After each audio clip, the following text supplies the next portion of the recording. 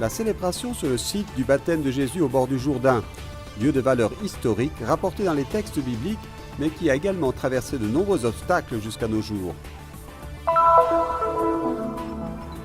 La visite annuelle de la Coordination pour la Terre Sainte du 11 au 17 janvier a été consacrée aux chrétiens vivant en Israël, avec leurs défis et leurs opportunités. Les jeunes de la ville de Ramallah en Palestine se préparent pour les Journées mondiales de la jeunesse qui se tiendront à Panama du 22 au 27 janvier avec le pape François. La présentation du livre « Les carnets de voyage des bibliothèques franciscaines de Jérusalem » a eu lieu au Centre d'information chrétienne, des récits de pèlerins du XVe au XVIIIe siècle. Dans le troisième service de la série « Les sens de la Terre Sainte », nous expérimentons le sens du toucher. Avec notre toucher, nous sentirons la sécheresse du désert, la solidité des pierres, mais surtout le contact de l'amour du Christ sur la croix et sur la pierre, témoin de la résurrection.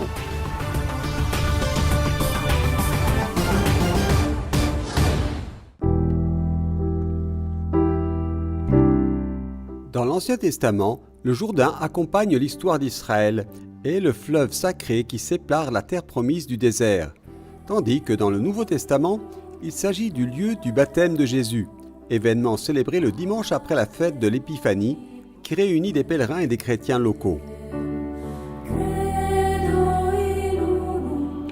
En partant du désert, des centaines de fidèles provenant des différentes paroisses de Terre Sainte ont participé à la procession avec les franciscains pour rejoindre les rives du fleuve.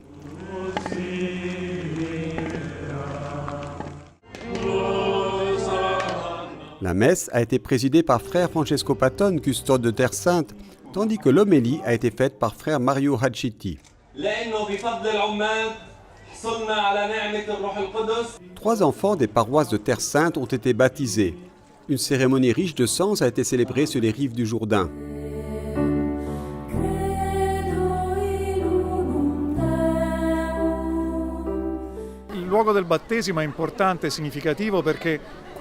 Le lieu du baptême est important et significatif car de nombreux événements de l'histoire du salut se sont déroulés ici. Tout d'abord, c'est ici que Josué a traversé les eaux pour introduire le peuple d'Israël dans la terre promise. Ici, à cet endroit, Élie a été enlevé au ciel à la fin de sa vie. Et l'événement Jésus de Nazareth est l'aboutissement de toutes ces histoires et les ouvre à une autre dimension qui, pour nous, signifie notre entrée, comme nouveau peuple de l'Alliance, à l'intérieur de la vraie terre promise qui est le royaume des cieux, là où Élie est entré dans un char de feu. Pour nous, ce feu est le feu de l'Esprit qui, avec l'eau, s'est manifesté dans ce lieu comme un signe du baptême chrétien qui nous insère de manière vitale dans la mort et la résurrection du Christ et nous conduit au Père.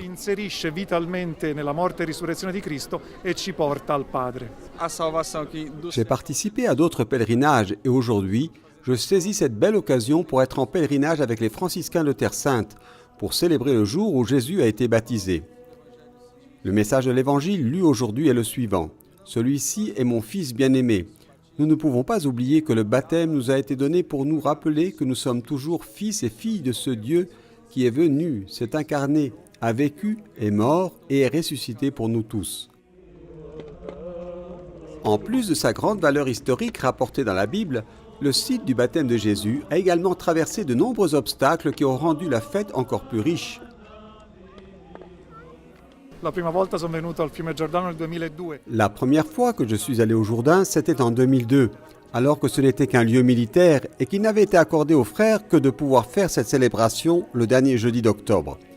L'État d'Israël a ensuite rouvert progressivement la région à tous les pèlerins, et maintenant j'ai aussi la joie de venir dans ce lieu saint qu'est le fleuve du Jourdain, en plus de cette célébration annuelle si importante, quand je dirige des groupes.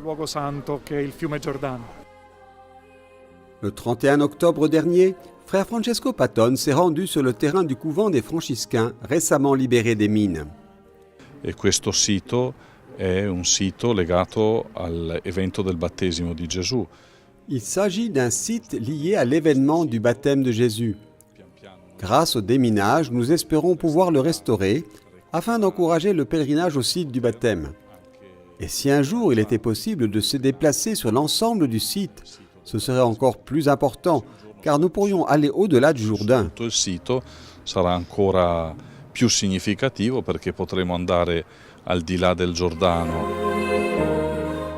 Du côté jordanien, pour la 19e année consécutive, les églises catholiques ont célébré le 11 janvier avec les fidèles et les pèlerins le pèlerinage national chrétien sur le site du baptême de Jésus ouvert en 2000. Monseigneur Pierre Battista Pizzaballa, administrateur apostolique du patriarcat latin de Jérusalem, a présidé la célébration. Il a ensuite invité tous les amis, et en particulier les églises du monde entier, à se rendre en Jordanie, en Terre Sainte, évoquant le développement remarquable du tourisme religieux survenu en 2018.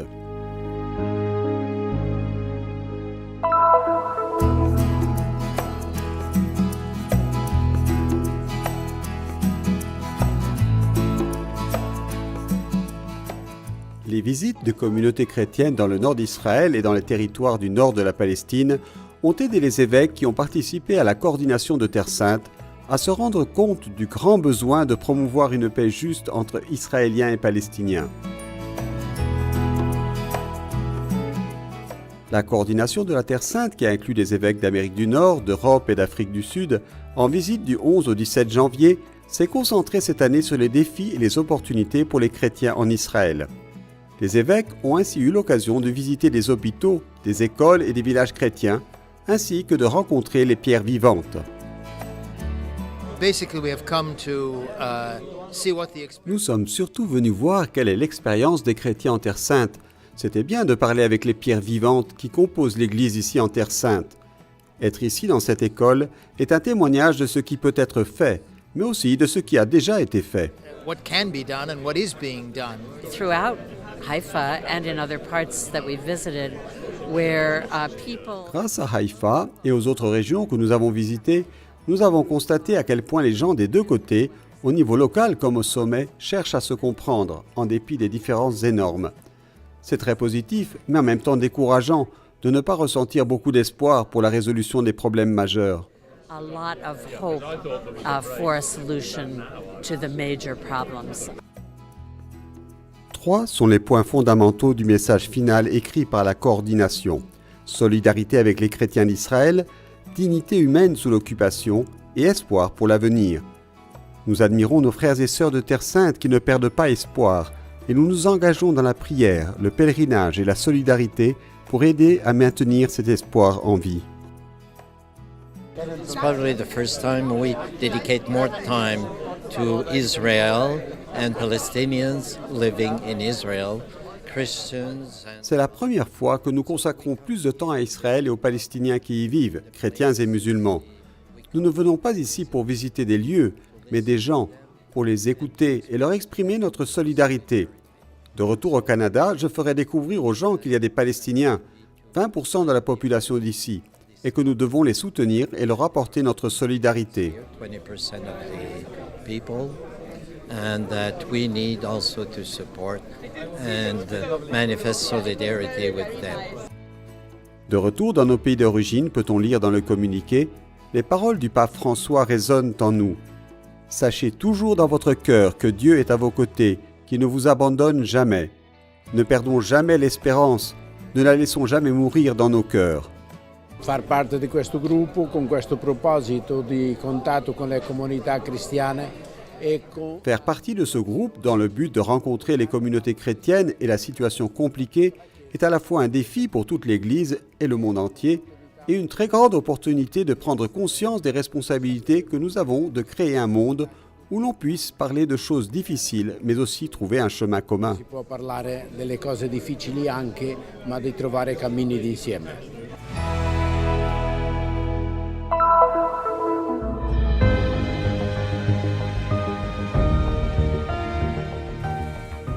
Un groupe de 43 jeunes de la paroisse latine de Ramallah, une ville palestinienne située à 15 km de Jérusalem, se prépare pour les Journées mondiales de la jeunesse.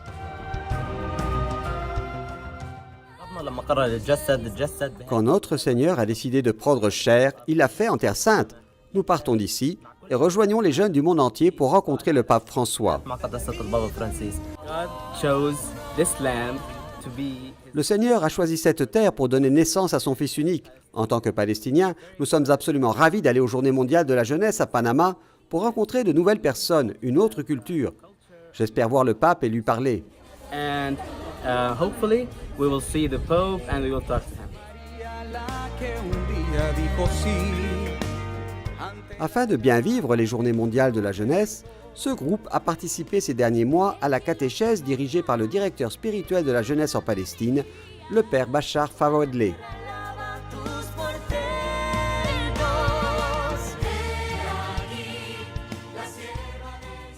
C'est la deuxième fois que je participe aux Journées mondiales de la jeunesse et ce sera une très belle occasion d'approfondir encore plus le christianisme.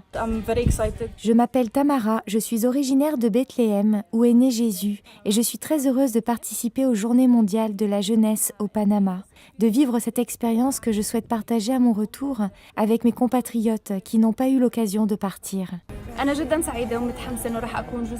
Je suis très heureuse et pleine d'enthousiasme pour participer aux Journées mondiales de la jeunesse à Panama, car le christianisme fait partie intégrante de notre identité. Nous connaîtrons des jeunes du monde entier et nous aurons pour tâche de partager au pape François nos préoccupations, nos problèmes et les difficultés que nous rencontrons.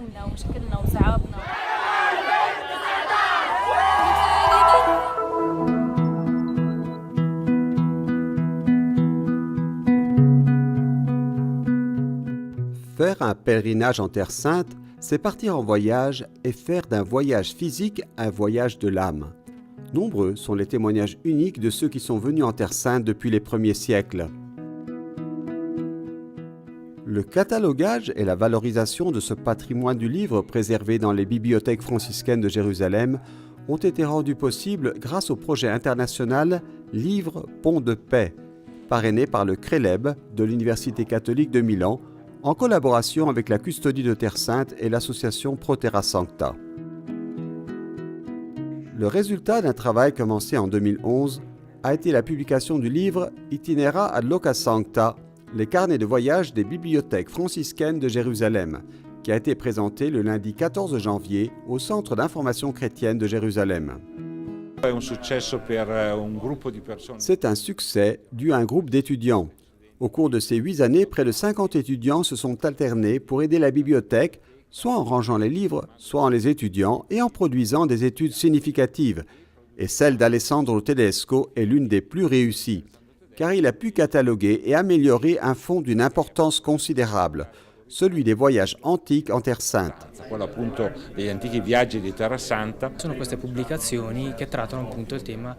Il s'agit de publications traitant du thème du pèlerinage en Terre Sainte de plusieurs pèlerins européens arrivés en Terre Sainte qui sont rentrés chez eux et ont écrit leur expérience de voyage. Un travail de réorganisation suivi d'un travail de catalogage analytique des différentes pièces.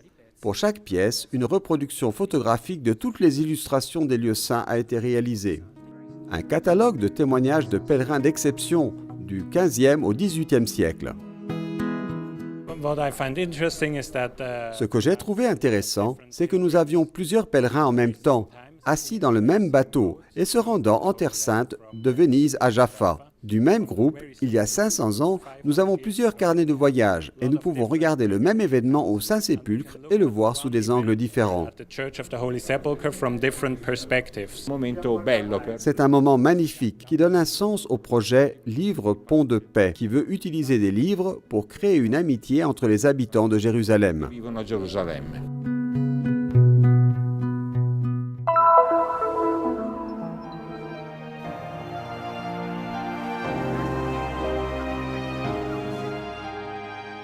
Commençons par les pierres sur lesquelles nous touchons et sentons le fondement d'une histoire. Jéricho, la plus ancienne ville du monde, née à l'époque néolithique 4500 ans avant Jésus-Christ, époque à laquelle l'homme utilisait encore la pierre pour la fabrication d'objets. Mais aussi les ruines de villes millénaires qui transmettent la mémoire d'un peuple et de son histoire.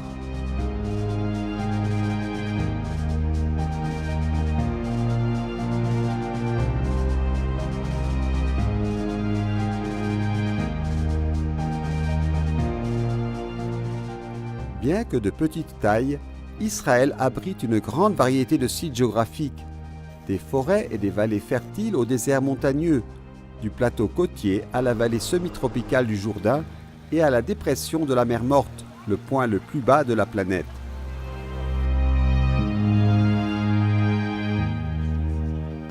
La variété climatique se ressent sur la peau. Selon les endroits, l'été peut être chaud et humide, ou même très sec, alors que l'hiver est rigoureux, ce qui fait qu'il peut neiger dans les régions montagneuses.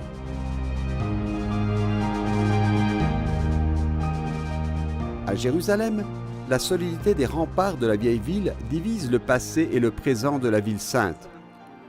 Au mur des lamentations, le toucher est mis en avant. Avec des gestes typiques, les prières sont déposées dans les vestiges de l'ancien temple de Jérusalem. Les tapis sont à la base des différents moments de prière des musulmans. L'acte de toucher semble ouvrir la voie à une rencontre avec Dieu.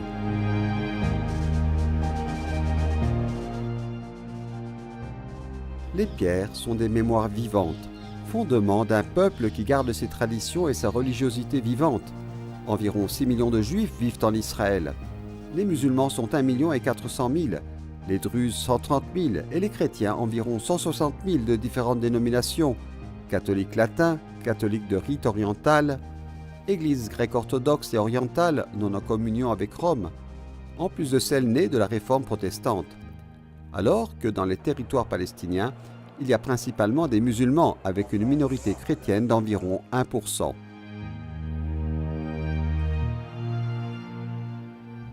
Dans plusieurs récits évangéliques, Jésus a guéri les malades et a montré son amour miséricordieux avec le toucher de ses mains. Dans ce tableau, situé dans la chapelle du site archéologique de Magdala, où vécut Marie-Madeleine, est représentée une femme touchant le manteau du Christ. Dans de nombreux lieux saints, le pèlerin, à son arrivée, vit des expériences touchant le lieu même de l'événement biblique. L'un de ces endroits est la pierre sur laquelle Jésus a transpiré du sang à Gethsémani, ou à Bethléem, la crèche dans la grotte de la Nativité de Jésus.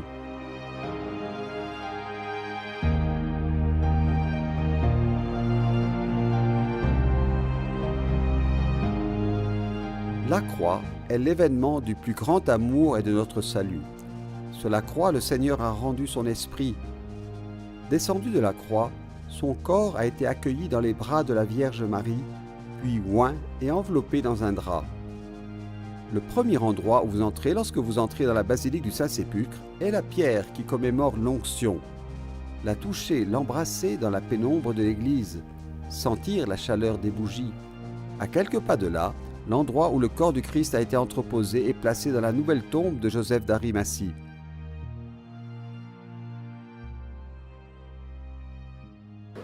Ficamos aqui, adiante do Santo Sepulcro, o centro do todo cristianismo. A gente pode falar assim, o centro do tudo. Nous sommes ici au Saint-Sépulcre, le centre de tout le christianisme.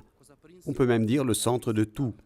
Pour ceux qui arrivent en Terre Sainte, le lieu principal à visiter est le Saint-Sépulcre. Dans la basilique, pendant la journée, nous pouvons trouver du bruit, des choses sans ordre. Mais dans la basilique du Saint-Sépulcre, nous prions.